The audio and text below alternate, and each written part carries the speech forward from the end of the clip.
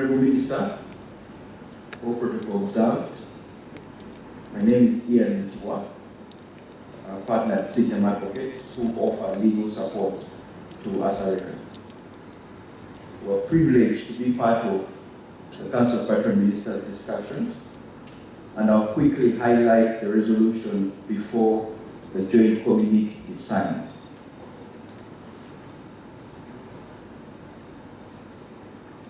One of the foremost discussion was on the membership fee for the members of ASARECA, both core and ordinary members. The Council took cognizance of the approval of the Business Committee new membership fees being $100,000 as a one-off fee for membership and $100,000 annual subscription, as well as $25,000 annual subscription for the ordinary members. However, they guided that these fees should be collected after the arrears of all countries are collected. They therefore directed that between now and September,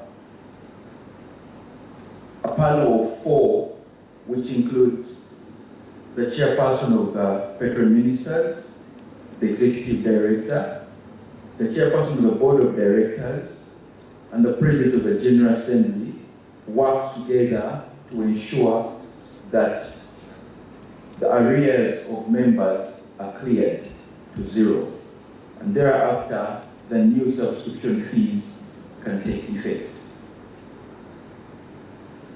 The Council also agreed that in order to finance ASARECA and make it sustainable, that the Secretariat should look into other sources of financing such as the World Bank, European Union, and other donors. And they urged the ED to take this particular initiative. As regards the 1CG, the Council noted that there is need for each member state to alert the Secretariat of what is happening at national level, and the Secretariat will be involved and give feedback to the Council of Patron Ministers thereafter. So that member states were urged to let the Secretariat be involved individually, and then the Secretariat would have the report to the Council of Patron Ministers.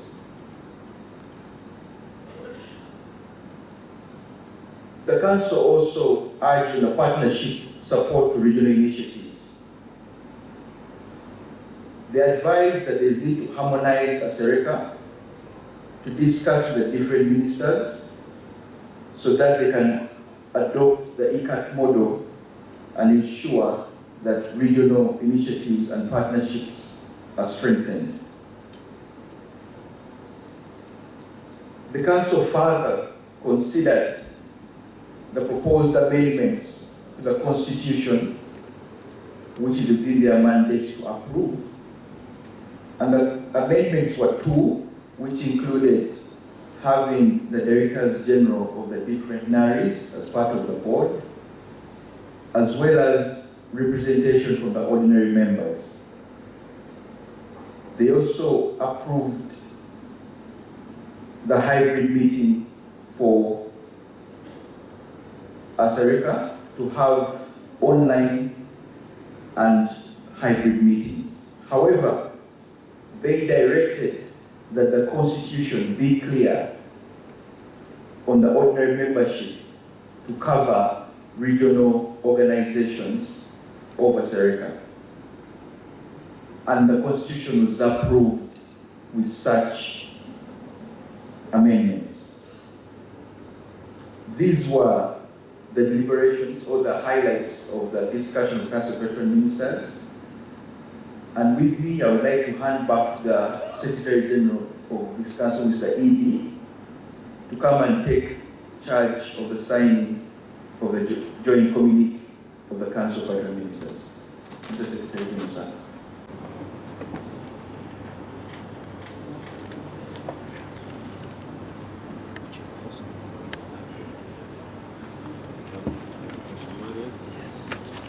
As the communique is moved to be signed by each of the ministers, we can have a very short commercial interview.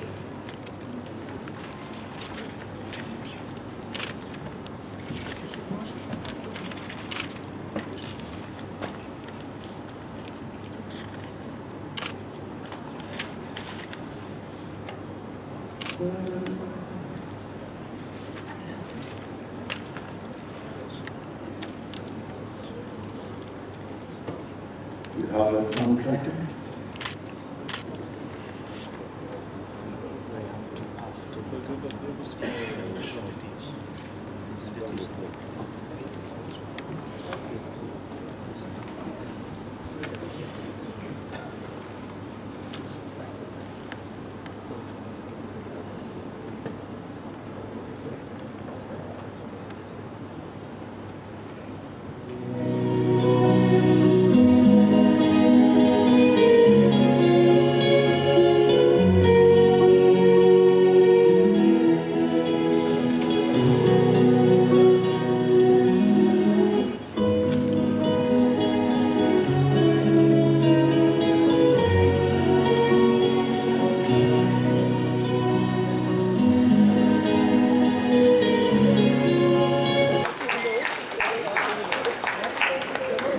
The meeting of the Council of Patron Ministers.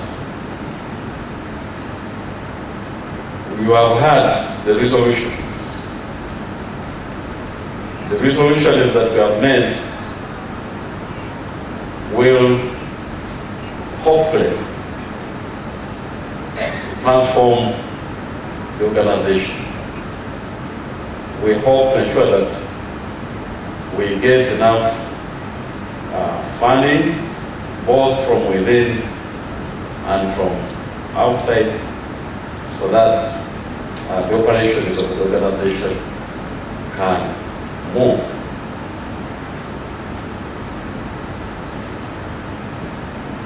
Of course, there are some new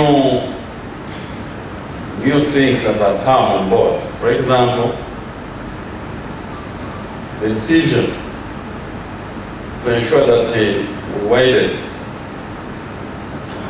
the directorship of the organization is very, very important. Remember that the original idea was to bring together the National Agriculture Research Institutes. So it is crucial that the leadership of these National Agriculture Research Institutes become members of the board of directors of the organization. And the other new element that has come in is the closer follow-up by the Council of Patron Ministers. That close follow-up. Because now we have required that the chairperson of the board of directors constantly works with the chairperson of the Council of Patron Ministers. Now, when you transfer that technology to Kenya, for example, there is a current requirement that you repeat the same research and testing in Kenya. When you bring the same technology together, you repeat the same. So we have agreed that we should eliminate such duplication because it results into wastage of resources. And resources saved from elimination of such duplication can be used for another solution. And it's not only about fertilizers, it's about all technologies. Then the other thing is standardization. For example, when you talk about maize flour, it should be made the same maize flour in all the 15 countries. So standardizing products of value addition, so that once you make say maize flour in Uganda, that same maize flour should be sold even in Cameroon, even in Central African Republic, so that there is a wider market of our products. We have also discussed issues of self-sustainability.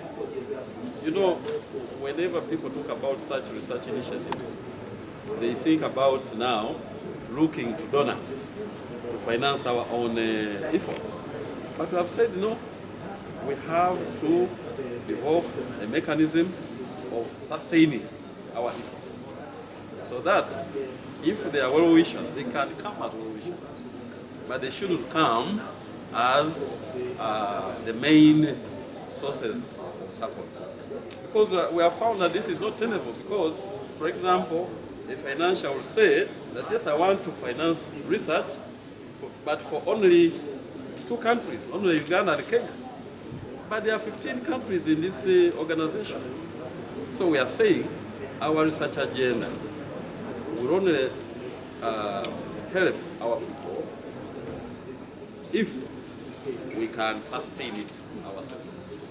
So we want to remove that dependence on external support. Yes, external support can come in, but it shouldn't be the main support.